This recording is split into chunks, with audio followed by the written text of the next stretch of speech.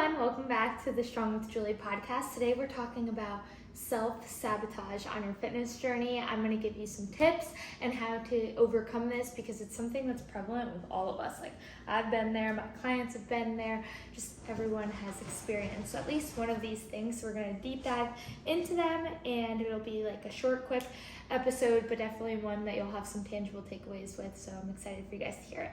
Before we jump into self-sabotage and how to catch it in its tracks and actually make sure that it doesn't continue, did want to tell you guys a little bit about my weekend. Brett and I traveled up to Michigan Friday night and we stayed till Monday late at night and we went to his sister's grad party. It was so much fun, but I have been traveling a ton lately and I'm ready to just like have a relaxed few weeks.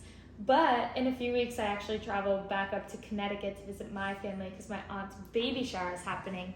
This is the aunt I told you about, and she has been trying to get pregnant for 7 years. She's gone through several rounds of IVF, and it's just been a struggle. And she's finally pregnant. She's gonna have a baby girl in August. Her pregnancy is super healthy right now. She looks happy, and yeah, it's super exciting for her. But I've just been praying over her because it's been such like a scary time. In February, her house burned down. That was the one that I posted about. And we didn't know she was pregnant at the time because she was only like 2.5 months pregnant, I think. But it was just so scary and like, I don't know, it was wild. But she's doing better now. She has this rental house and it's on the beach and it's super pretty. And she just is like living her little cottage life. So I'm happy for her. But yeah, excited to go home and see my family. I feel like it's been a minute. Also, if you guys hear slurping, it's my dog. Gus is licking he just had breakfast, so he like eats a little breakfast and then goes, drinks his water. But let's jump right into it because I don't want to waste time with this one. I want you guys to have efficient, tangible takeaways. So number one is setting unrealistic expectations and programming at the get-go of your fitness journey. That moment when you're like, yeah, I want to lose a few pounds, or I want to get a little healthier, or I want to feel this way for a wedding, or like the summer, you know, you have a timeline and you want to feel different, you want to change something. The moment that happens, the one big mistake I feel like people make is one, you know, if they don't have a coach doing it for them, they don't sit down and actually physically write out a plan. I love doing like pencil to paper or like having it on your computer. They don't write that out. What you want to do is look at your schedule as a whole and make sure that you're fitting in realistic expectations of the workouts that you can do throughout the week, the meals you can make. You know, like we're setting these expectations of like, oh, I'm gonna make this like zucchini lasagna. You know, when you're so busy and you barely get home and are able to make a bowl of cereal, like we want quick, easy, efficient meals. I just had a call yesterday with a new client, Brittany. She's a single mom. She's a 4-year-old. She works 8 to 6:30. I was like, girl, you're already busy. Like, we need to dial it back. She came in. She was like, I want to do this, this, this, this. And I was like, we need to breathe. You know, step goal. We're not going from 2,000 to 10,000. We're going to start at like 5,000. Add a few more steps. We start with like 2 workouts a week. And we're going to track your protein. And that's going to be our starting point. And each week we're going to build off that. But we have an end goal of what her final week should look like. For example, maybe like 5 workouts, 10,000 steps. So we have an example of where we want to get to, but we have a starting point. So her starting point is here, and each week we have a building block to gain momentum and habits. But a lot of times when we just have that in our head, they're just these like to-dos floating around in our head and they never actually get done. Or they're getting done and a few days in you forget to do one and you have like this explosion in your brain and you're like, frick, I didn't do anything. I have this all or nothing mindset. I'm gonna just go rogue all weekend and then just start again on Monday. So that's what we wanna avoid. And when we have it written down, we can just see, okay, like, so say it's a calendar. Tuesday I didn't hit all my habits, so it's an X, but I have the next day, and I'm always 1 meal, 1 workout away from being back on track. So if you have that mentality, then you know, you're going to be so much more successful in the initial stages of your journey. You're going to have that momentum to keep going forward. So don't set yourself unrealistic expectations or programming. Don't be sitting down on your phone and writing your workout for the next day and have it be 20 exercises. Like start off with 4 or 6 exercises. And then again, you can add from there or increase the intensity. I think a 4 exercise workout can be really efficient if you're like putting your all into those workouts. It's not about quantity, it's about the quality of the reps. Okay, next. Rigid all or nothing diet turns into rebellion eating. So number 1 is setting unrealistic expectations. Number 2 is rigid all or nothing diet and causing the rebellion eating.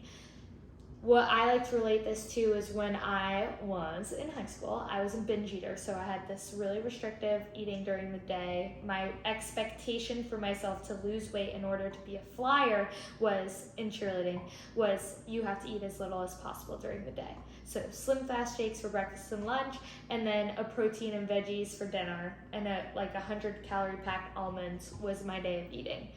Not a lot of calories, probably like 700 calories throughout the whole entire day. So that rigid diet that didn't even fit my actual goals that I wanted to achieve, that's way too little food to even achieve any goals of like wanting to look toned, because you need protein to build muscle, you need actual nutrition and nourishment to build muscle. So that caused me to rebellion eat at night.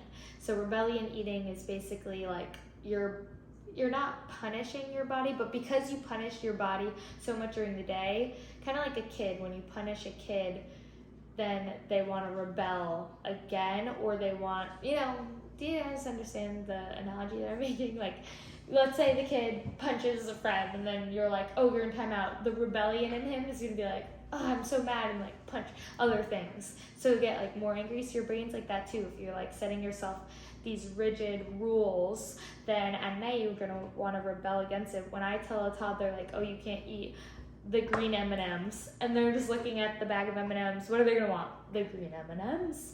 Same thing with humans. Like if I tell myself I can only have a Slim Shake for breakfast, lunch, dinner, I'm gonna want a sandwich, okay? I'm gonna want something else, and that's where you should make sure that your diet, you find that maintenance where your body's happy, and you subtract from there, but very little. So that's where the numbers come into play, and why I love macros so much, because if your goal is to lose fat, there's 3 ways to do it, and I always explain this to my clients. You can have a actual like restriction in a food type, so like keto, for example, no carbs. You could do a time restriction, so like intermittent fasting, for example, or no eating after 8 p.m. Or you could just skip those 2 and do a calorie deficit, because those 2 actually only work to lose fat if a calorie deficit is happening. So that's why I like to skip that one. So just being scientific about it and being smart about it. So many of my girls that come train with me and do nutrition work with me are like, oh, I have to eat 1,800 calories to lose weight? And they're questioning it because of all of these things that people tell us to just eat as little as possible and move more. So setting unrealistic expectations, rigid all or nothing diet. Number 3 is pushing off scheduled workouts. This is a big one. So if you have 3 workouts for the week, let's say they're scheduled Monday, Tuesday, Wednesday, and you just want to knock them out 3 in a row. When you start pushing the workouts off till the end of the week, they don't end up getting done. Like your Monday workout, you're like, oh, I have all week to do it, so I'm going to do my Monday workout Thursday. And you're giving yourself that little wiggle room. Okay, Tuesday, oh, I could just do Tuesday, Friday. Then Wednesday, Saturday. And then Thursday pops up, and a friend asks you to go to happy hour, and you're like, oh, I can't say no, I haven't done anything all week. And you go do it, and then you're like, oh, that's fine, I'll just do 2 workouts on Saturday. When you can't even get yourself to do 1 workout. So this push-off method is so bad for us. Like that's why if it's scheduled in your schedule, like number 1 said, give yourself realistic expectations, actually do them on that day. That's why it's so important. I actually set workouts to specific calendar days of the week for my clients, because I want them to get them done that day. Now, obviously there's some circumstances where something pops up, you have to move it, but I'm talking about the self-sabotaging, pushing them off till the end of the week and then never actually getting them done. Okay, number 4, seeing scale go down and using it as an excuse for a reward of eating more or skipping a workout. The second you see that scale go down, you're like, oh, it worked. Like, I'm gonna have a donut to reward myself, which isn't technically bad as long as it fits your calories, but it's a bad mindset to have. Like, oh, because I was able to accomplish this, I can have this. You don't want that mindset, okay? You don't want that reward situation going on. You just want to know, like, okay, I'm doing my goals, and I can, if I want a donut, I can fit a donut into my diet because I'm tracking my macros, and a donut's what, 270 calories. Like, you can have that, maybe take some carbs out of a different meal and make sure you have protein before it, you know. You can have the donut, but you don't have to have the mentality of having the donut because you lost weight or because you did your workout. I don't want that correlation to happen, because those little habits, those little phrases that you say to yourself cause a bad relationship with food and exercise that I had for so long. And it's not, like, those feelings will come, like, they still pop up in my head, but I'm aware of them. So like, this side will think of that, like, oh, because I did this, I can have this. But this smarter side's gonna be like, no, you shut up, like, that's not how it works. So you just catch it quicker. You catch it quicker in the act. Same thing with binge eating at night. Like, if you have a binge urge, this side that you keep practicing is gonna keep catching it faster. If you guys are on the camera, I'm just like pointing to different sides of my head, basically, like, just to give you a more visual. But catching it faster is the biggest thing. Okay, 2 more. Spending time with bad influences is self-sabotaging, okay? Like, the people that you spend time around, they're gonna influence your fitness journey so much and you don't even realize it. Like, that's one of the first places you wanna look when you're starting this journey. Like, I'm spending so much time with ex-friend group where they love to go to happy hour, to go out to eat, to go get drinks, to just do everything based around like food, alcohol, and like maybe like, I don't know, like drugs. Like, we don't want none of that, okay? Like, if you want to do this healthy lifestyle, you don't have to like completely defriend them, but you just have to let them know, like, hey, I'm in a really vulnerable state right now. I'm just starting out my journey. So like, if you don't mind, can you not ask me to go out for like a few weeks so I can get this momentum going? And then you'll feel stronger in your journey. And you could be like, okay, I'm ready to like go out a few times. Like, maybe it's once a month now instead of every single weekend, or like Thursday through Sunday instead of doing that, it's just Fridays. So making sure that you're in control of those influences, and like look for some company that has the same lifestyle goals as you, you know, like make friends in the gym, tell a girl you like her shorts. Like, that's such an easy way to make friends. Okay, hold on. Oh, we good. I thought Gus was eating my rug. So bad influences, such a big one to think about. And also just sharing your goal is huge. Like, hey, this is my goal. This is when I want to reach it. If you're like, I know you're my really good friend, so like, could you just support me in this? And this is how you could support me.